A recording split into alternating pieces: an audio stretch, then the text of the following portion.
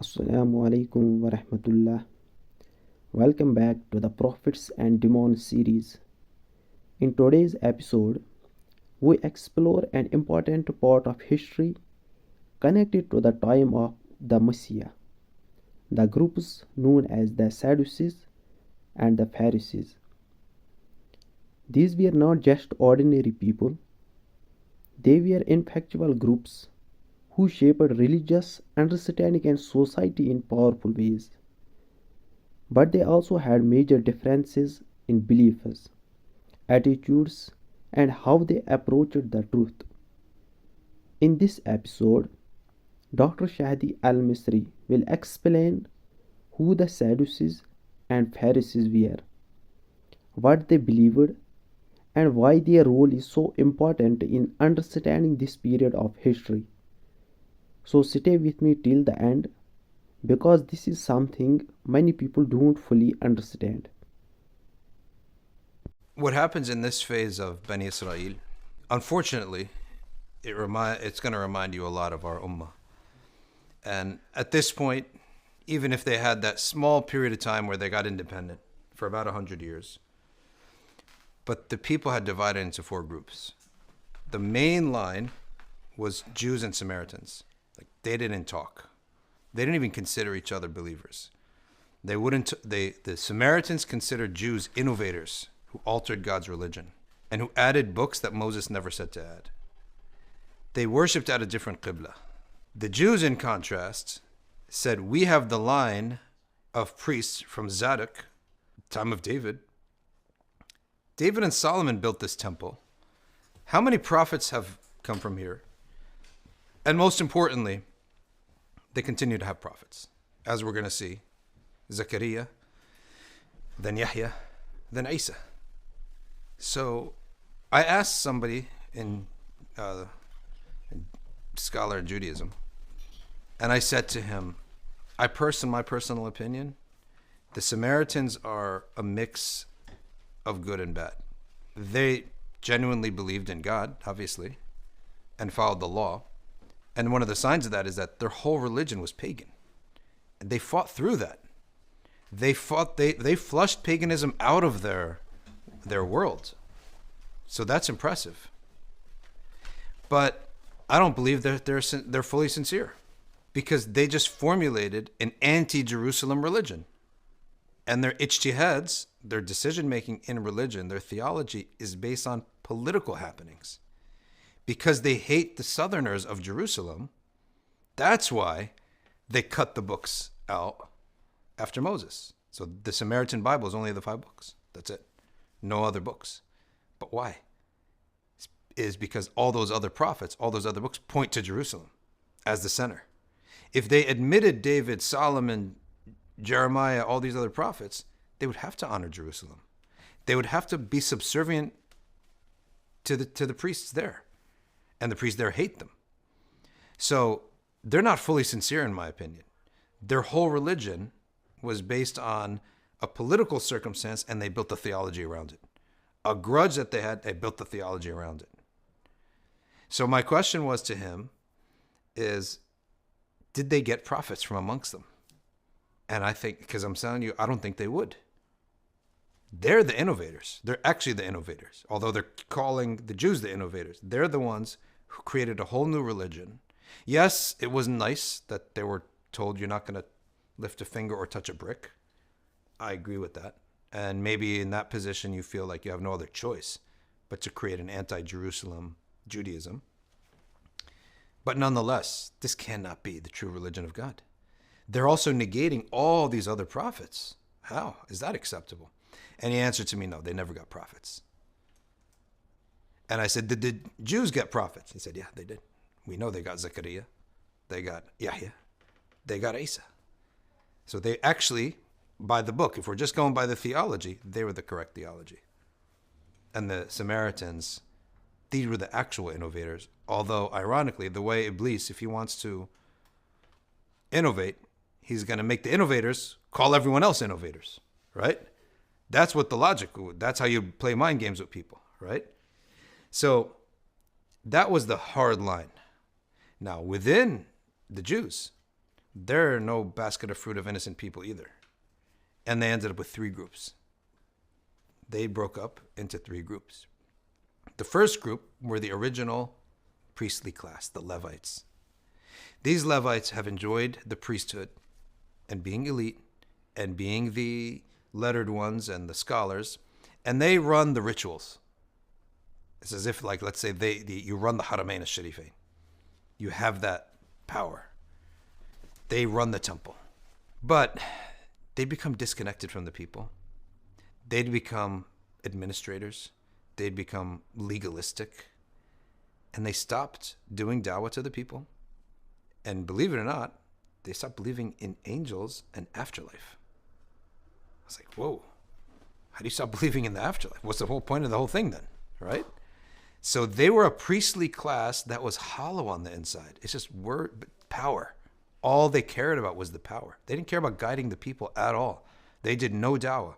We had a group of people like that. If you look at the colonial times, the shuyukh that were in power at that time, they were actually, when the colonizers came in, the colonizers said, you want to stay in power? Stay in power, right? Just stay quiet, serve the state. And they did. And many of these shuyukh, even if the textbook of the religion was sound, the people hated them. You don't work, you don't teach us.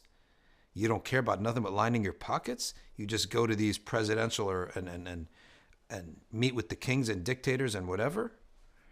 And that's all you care about. So you're corrupt. They were hated.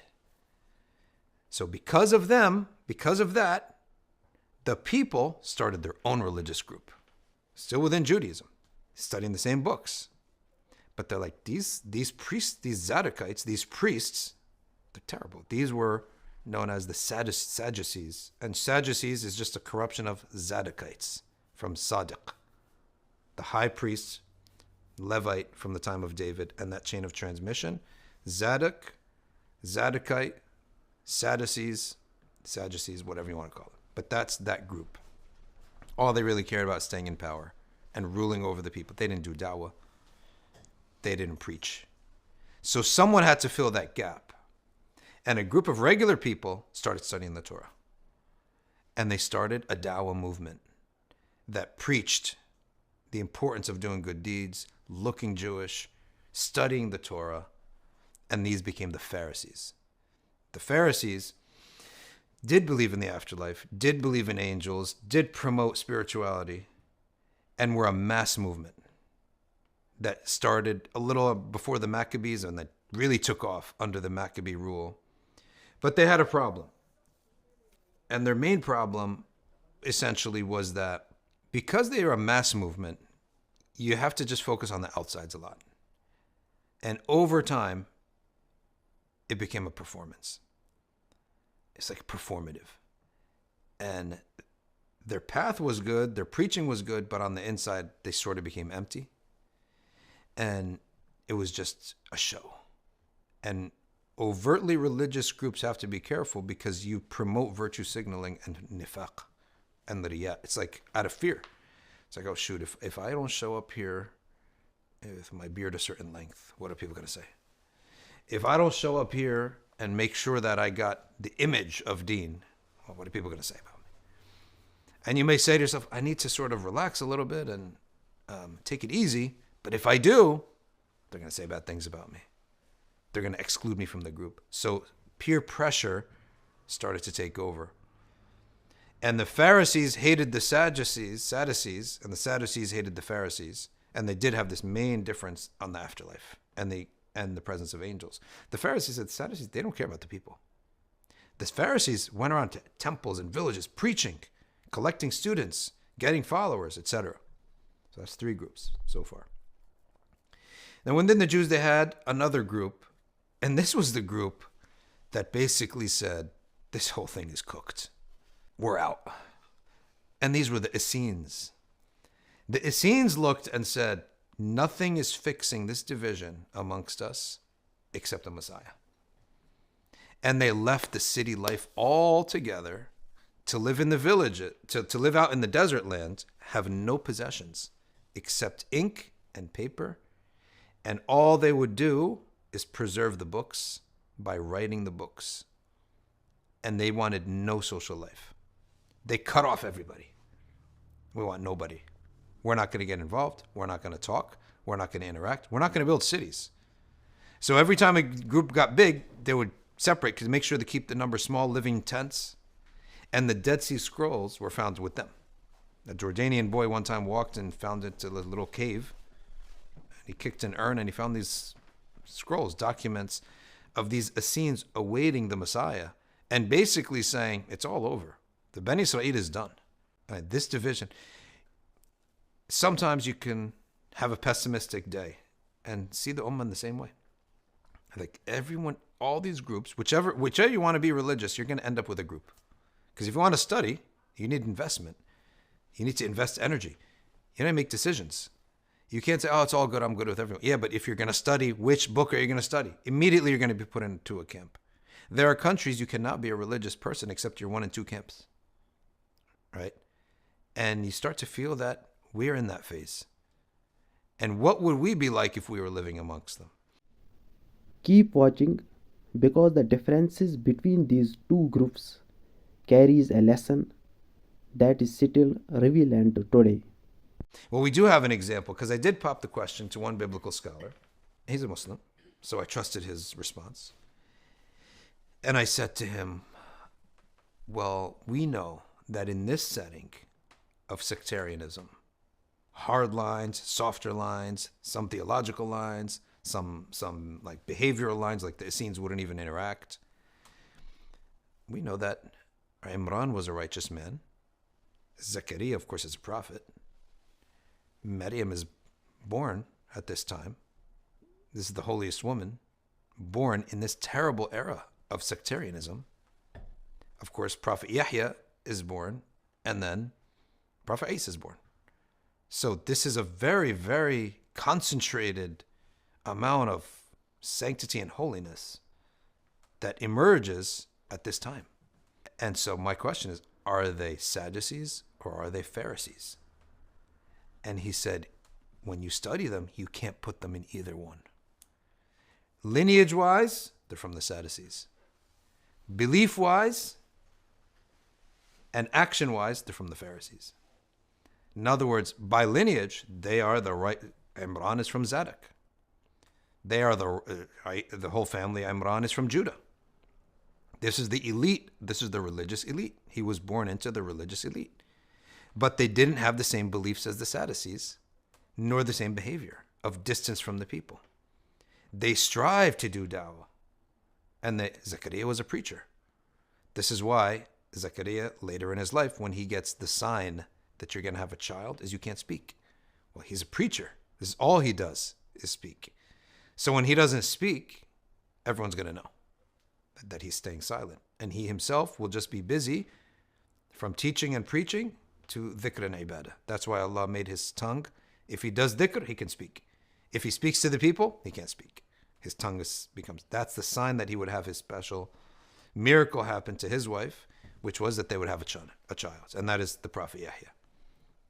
So in this negative, pessimistic, broken up sectarian world emerges the most sacred personalities. The most sacred, we mean Allah purified them from the flaws that humans have and filled them, the most blessed people. Imran, the wife of Imran, who is, if I'm not mistaken, Elizabeth, right? Someone could look that up. Mother of Mary. And she's so pious, and he's so pious, that Elizabeth, mother of Mary, let's just say, until we get the facts right, she gives an oath to Allah. If I get a child, I will dedicate him to the temple. Meaning, I'm not going to enjoy him and go out for all these nice things that we do with kids. No, I'm going to put him to the temple, to be raised by the priests and to worship Allah day and night. Hannah, sorry. Who is the sister of Hannah? Because that would be now it's Hannah gives birth to Maryam. The sister of Hannah gives birth to Yahya. His Maryam and Yahya are cousins. All right? So Isa and Yahya are not cousins. They would be like a type of uncle. Right? So Elizabeth, and I don't know why we have these British names in Jerusalem, right? But we need to find the original name too. But they say Elizabeth. You look it up, it tells you Hannah and Elizabeth. Hannah, maybe. And what is Elizabeth in the Hebrew at least? Elisabat. Okay. Whatever it is. So she is the wife and the elderly wife of Zechariah. And the key is that, yes, they had beliefs, but they didn't act upon the sectarianism. And that's something that we have to, like I told you, there's reasons we read these stories. There's benefits. We don't know what an ummah looks like from a bird's eye view at the end of it until we look at another ummah like the Bani Israel, because that's the end. They don't know it, that they're in the end game. This is it. Now, their problem is that when they knew that they're getting a Messiah, all they can think about is a Messiah to defeat the Romans. But Allah gave them a Messiah to unify them first. Yeah, any Sahabi can beat the Romans, right? Sahaba of the Prophet ﷺ, they did all the conquest. That's not the issue. So they're making a mistake. They can't stand the Romans, so they think a Messiah is going to defeat the Romans. Yeah, but you hate each other. So Allah sent them what they need, not what they wanted. And what they needed was a prophet that was so humble and had so many clear miracles that he's a prophet to melt them all together again and to basically tell them, don't worry about the past. Don't worry about saying who's right and who's wrong. Repent yourself. And this is why when Prophet Isa bin Maryam comes, he breaks all these taboos. He preaches around the cities like a Pharisee, but his origin is from the Sadducees. He's a temple. He's from the temple. The Prophet Isa travels to Samaria to give dawah. And he had Sahaba, or Hawariyin, or what they would call the disciples. And in their version of a story, now we're going into Jewish history now. He goes into Samaria. They said, oh, you're going to go there? He said, yes. He said, but they're Samaritans. They need to be saved too. There's a difference between, are you right or wrong? Or do you need to be saved? That's the question. Sayyidina Isa says, yes, they need to be saved. And he breaks all the taboos in a famous story that the Christians tell, which, again, we're putting it as a story, where he breaks all these taboos in one act. He goes up to a well. SubhanAllah, everything is at a well, right? In the Hebrew history. He goes up to a well. I guess that was the meeting point back in the day. And he asks a Sumerian woman for a cup of water. Right? Now remember, when a prophet asks for food, it's a blessing for that person. And if a Nabi comes and says, you just imagine our sheikh. If our sheikh entered the room and said, I need an iPad. Oh, here. It's an honor for me to give a more righteous person my iPad.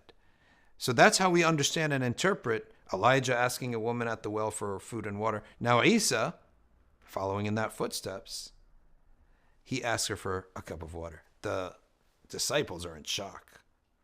You're talking to a Samaritan, and now you owe them? You have to say thank you to her? So she says, who are you?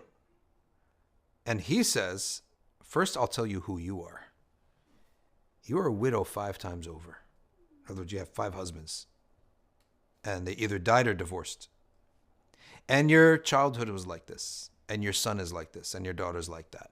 And you're currently seeing a man, but you're not married. Right? Like you're doing something haram. You're sort of with a man, but you're not married. She drops her vessel that she's carrying. Water spills everywhere. And she runs to the people. And she tells them, come, messenger of God is here. There's a messenger in our territory right now. He just told me everything about myself. And that begins conversions of Samaritans. After this whole scene, and the Samaritans come, and he gives a speech to them, and he talks to them about God and forgiveness and repentance and all that. And they can't believe, wait a second, hold on. A Jew from Jerusalem being nice to us? And he has all this. He's not dressed as a priest. He's a prophet. The priest used to have an outfit. The prophets tended to have zuhud outfits on. Like, they didn't dress like shuyukh. They dressed like with zuhud. And sometimes they would like really have just nothing. Like just a hair garment. And they saw the image of prophethood, and they heard the miracles about each one of them, and they believed in him. He moves on in the journey, and he notices the Jewish disciples, they're not talking. And he says, is there something wrong? They say no, but he knows what's wrong. He said, let's sit down and let me tell you a parable. Again, we're talking Jewish history, Christian history now, but we can learn a lesson from it. And he says, now, imagine that there's a man who gets robbed and beaten and left for dead on the side of the road. A Sadducee comes and says, his blood is impure. I'm not going to touch him. A Pharisee walks by and he says, he may have sinned against God, and that's his punishment. And he walks by. A Samaritan comes, picks him up, takes him to his home, cleans him off, gives him food, bandages him up, and then sends him on his way. He says, tell me which one of them is closer to God. They couldn't believe. He's even including a Samaritan. We have circles that if you were to be seen with another sect, another group, it's scandal. And these are people whose actual religion is not so different from us. But it's simply a wedge Iblis has put between the Muslims. Jesus has made a Samaritan a hero in this story. They couldn't even say a Samaritan. They had to say the last one.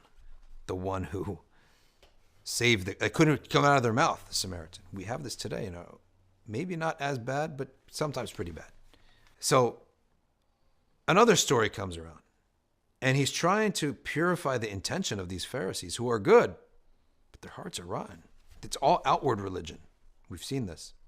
He tells another story. He says a Pharisee walks in the temple and a tax collector walks in the temple. And the tax collector, of course, it's like imagine someone tells you someone works with the FBI. This guy's one ethic 10 times over, right? What? Don't defile the mosque. Don't even bother. Like, you have betrayed us so many times. Don't even bother. That's the mentality you would have. A Pharisee is a man of the religion. He's a da'iyah. He's wearing a thobe. He's wearing a turban. And he walks in the temple and he prays. And his prayer is, oh, Lord, thank you for not making me like some other people. Thank you for protecting me from betraying the nation. And he's praying out loud to make the man hear. Thank you for protecting me from dishonoring your law. And instead, you bless me with knowledge of the Torah and fasting 2 times a week, because they used to fast 2 times a week, and teaching the Torah to the people. And he walks out, puffed up and proud. He stated nothing but facts, right? But all he is thinking about is himself. That's all he thinks about is himself. Meanwhile, the tax collector hears all that. Now it's his turn to pray. And he stands in front of God and he says, God, you know what I am. I have nothing to say. And he puts his head down, brokenhearted, and he walks out. And he said, disciples, tell me, which heart deserves more mercy? He didn't say which action is better. We all know what action is better. Which heart is better in the sight of God? So here he's trying to teach lessons to the people here. The first one with the Samaritans. The second lesson with the Pharisees. Now, what lesson does he have with the Sadducees? When he goes to the Sadducees, he debates them on the law. And he knows their books better than them. So they're like, we're in trouble here.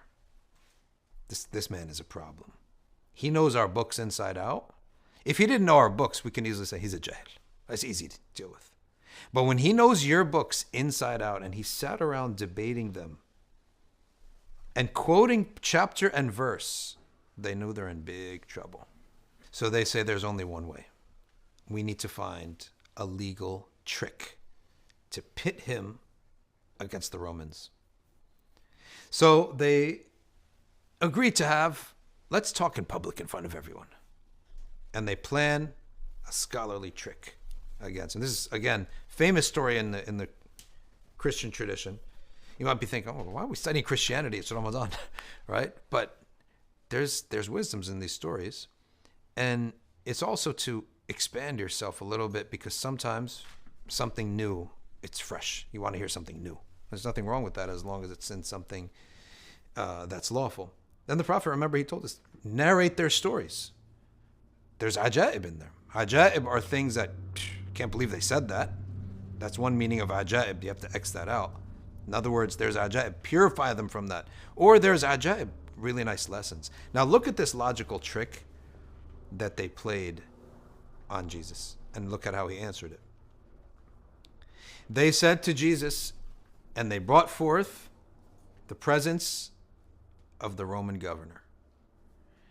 And they say, Jesus, we have a question, since you're such a noble messenger and you know so much in front of everybody, including the Romans.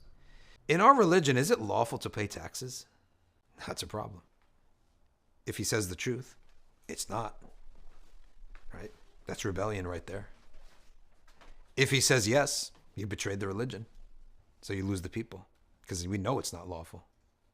Right? And that's where the famous statement where he takes the coin and he says, give what's Caesar to Caesar, and give what's to God to God.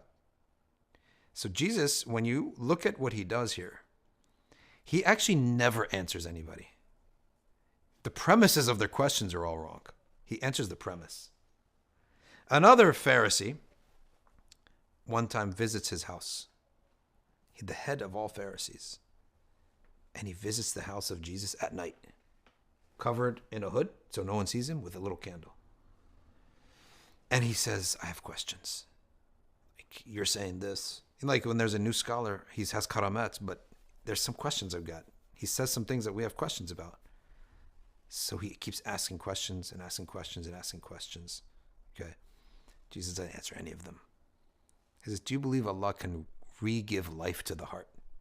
Total another subject, right? And you can learn a lesson from this. You don't have to answer the actual question being posed. You have to correct the question. The premise itself is wrong. And sometimes you see people asking, oh, is music halal? Is vaping halal? That's not the question. Do we love Allah or not? That's the real question, right? How could this be the law and a woman the daughter only gets half the inheritance? No, she gets a full inheritance. The brother gets two inheritance. Let's ask another question. I'm not going to answer that question. The real question is, do we trust the Prophet or not? Do we trust Allah or not?